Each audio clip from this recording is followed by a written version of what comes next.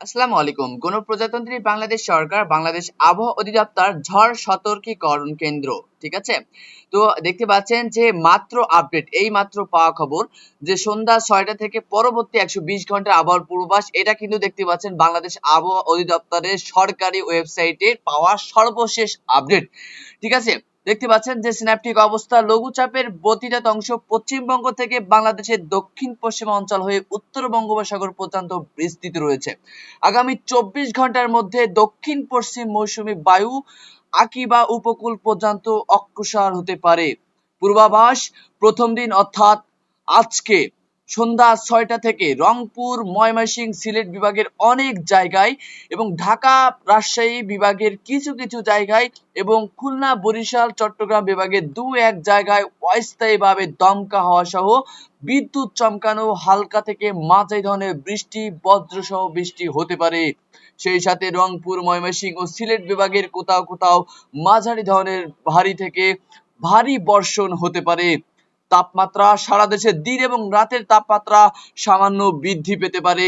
তাপপ্রবাহ মাদারীপুর, পাবনা, খুলনা, যশোর, চুয়াডাঙ্গা, কুষ্টিয়া এবং সাতক্ষীরা জেলা শহরের উপর দিয়ে মৃদু তাপপ্রবাহ বয়ে যাচ্ছে এবং তা অব্যাহত থাকতে পারে। ঢাকার বাতাসের গতির দিক দক্ষিণ পূর্ব দিক থেকে ঘন্টায় ৮ থেকে ১২ কিলোমিটার এবং আজ সন্ধ্যা ৬টায় ঢাকায় বাতাসের আপেক্ষিক আর্দ্রতা ছিল ৯৭% এবং আগামীকাল ঢাকায় সূর্যাস্ত সন্ধ্যা ৬টা বেজে ৩৭ মিনিট এবং আগামীকাল ঢাকায় সূর্যোদয় হবে ভোর ৫টা বেজে ১৩ মিনিট। আগামী ২২ তারিখের আবহাওয়ার পূর্বাভাস জেনে আসি চলুন। সন্ধ্যা ৬টা থেকে আগামীকাল সন্ধ্যা ৬টা থেকে রংপুর, ময়মনসিংহ, সিলেট বিভাগের কিছু কিছু জায়গায় এবং রাজশাহীর, ঢাকা, খুলনা, বরিশাল, চট্টগ্রাম বিভাগের দু এক জায়গায় অস্থায়ীভাবে দমকা হওয়া সহ বিদ্যুৎ চমকানো বা হালকা থেকে মাঝারি ধরনের ভারী বৃষ্টি বা বজ্রসহ বৃষ্টি হতে পারে। তাপমাত্রা সারা দেশে দিন এবং রাতে তাপমাত্রা সামান্য কিন্তু বৃদ্ধি পেতে পারে। ২৩ তারিখ সন্ধ্যা ৬টা থেকে পরবর্তী দিন সন্ধ্যা ৬টা পর্যন্ত আবহাওয়ার পূর্বাভাসে বলা হয়েছে রাজশাহী, রংপুর বিভাগের কিছু কিছু জায়গা এবং ময়মনসিংহ, ঢাকা, খুলনা, বরিশাল, চট্টগ্রাম, সিলেট বিভাগের দু এক জায়গায় অস্থায়ীভাবে দমকা হওয়া সহ বিদ্যুৎ চমকানো হালকা থেকে মাঝারি ধরনের বৃষ্টি বা বজ্র সহ বৃষ্টি হতে পারে।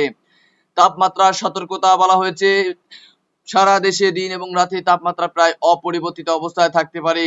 চতুর্থ দিন অর্থাৎ আপনি যদি ২৪ তারিখ সন্ধ্যা ৬টা থেকে পরবর্তী দিন সন্ধ্যা ৬টা পর্যন্ত আবহাওয়ার পূর্বাভাস জানতে চান তাহলে দেখবেন যে ঢাকা, ময়মনসিংহ, খুলনা, বরিশাল, চট্টগ্রাম, সিলেট বিভাগের দু এক জায়গায় অস্থায়ীভাবে দমকা হওয়া সহ বিদ্যুৎ চমকানো বৃষ্টি, বজ্র বৃষ্টি হতে পারে। এছাড়া দেশের অন্যত্র অস্থায়ীভাবে আংশিক মেঘলা আকাশ সহ আবহাওয়া প্রধানত শুষ্ক থাকতে পারে। তাপমাত্রার সতর্কতা হিসাবে সারা দেশে দিন এবং রাতে তাপমাত্রা প্রায় অপরিবর্তিত অবস্থায় থাকতে পারে। পঞ্চম দিন ২৫ তারিখ সন্ধ্যা ৬টা থেকে পরবর্তী দিন সন্ধ্যা ৬টা পর্যন্ত আবহাওয়ার পূর্বাভাসে বলা হয়েছে চট্টগ্রাম বিভাগের কিছু কিছু জায়গায় এবং ঢাকা, ময়মনসিংহ, খুলনা, বরিশাল, সিলেট বিভাগের দু এক জায়গায় অস্থায়ীভাবে দমকা হাওয়া সহ বিদ্যুৎ চমকানো বৃষ্টি, বজ্র সহ বৃষ্টি হতে পারে।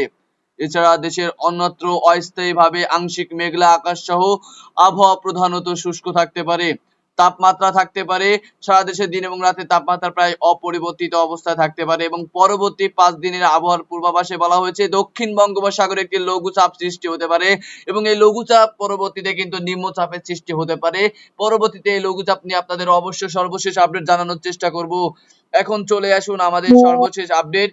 বৃষ্টিপাতের পরিমাণ সন্ধ্যা ৬টা পর্যন্ত গত ২৪ ঘন্টায় অর্থাৎ ২০ তারিখ সন্ধ্যা ৬টা থেকে আজ সন্ধ্যা ৬টা পর্যন্ত বৃষ্টিপাত হয়েছে মাইজদিকোট ২১০।